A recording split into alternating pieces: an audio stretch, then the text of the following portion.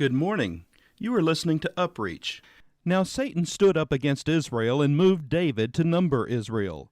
So David said to Joab and to the leaders of the people, "Go, number Israel from Beersheba to Dan, and bring the number of them to me, that I may know it." And Joab answered, "May the Lord make his people 100 times more than they are. But my lord the king, are they not all my lord's servants? Why then does my lord require this thing? Why should he be a cause of guilt in Israel?" Nevertheless, the king's word prevailed against Joab. Therefore Joab departed and went throughout all Israel and came to Jerusalem. Then Joab gave the sum of the number of the people to David. All Israel had 1,100,000 men who drew the sword, and Judah had 470,000 men who drew the sword. But he did not count Levi and Benjamin among them, for the king's word was abominable to Joab. And God was displeased with this thing, therefore he struck Israel. So David said to God, "I have sinned greatly because I have done this thing. But now, I pray, take away the iniquity of your servant, for I have done very foolishly." Then the Lord spoke to Gad, David's seer, saying, "Go and tell David, saying, Thus says the Lord, I offer you 3 things. Choose one of them for yourself, that I may do it to you."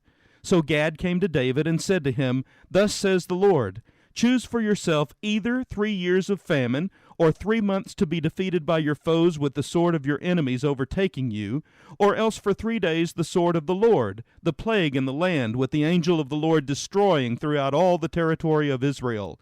Now consider what answer I should take back to him who sent me."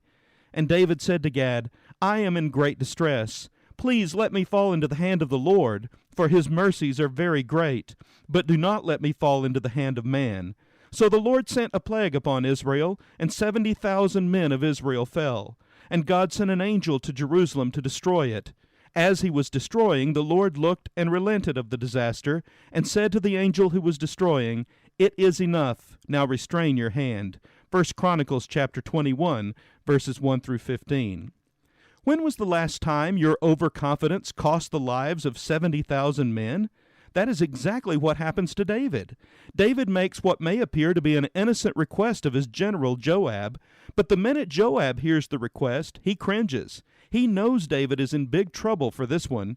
You see, to number the troops is a great sin in Israel because it demonstrates that you are placing more trust in numbers than in the living God.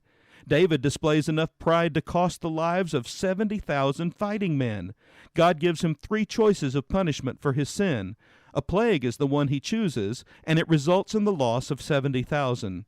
Throughout Israel's history, God sets the stage for battles to be won, miracles to take place, and people to exercise faith. The stage is always set so that man cannot take credit for what God does. Consider Gideon, who is only allowed 300 men to fight an army of 120,000. Consider Jehoshaphat, who must lead his army with his singers. God defeats the enemy. Consider Joshua, who is told simply to walk around Jericho 7 times, and they will get victory.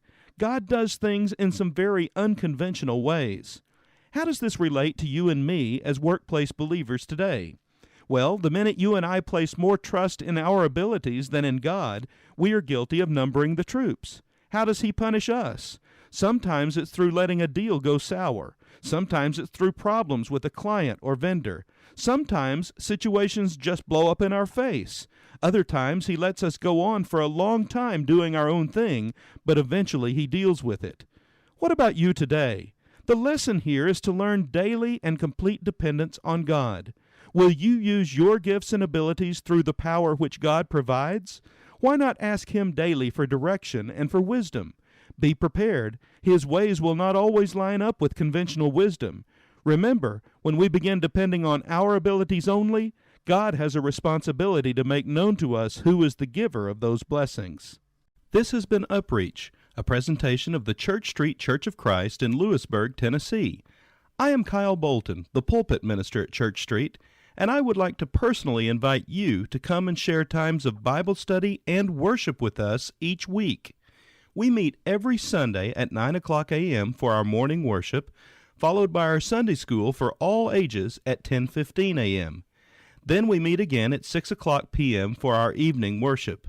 We also have a midweek meeting for devotion and Bible study on Wednesdays at 6:30 p.m. I hope to see you there. Have a blessed day.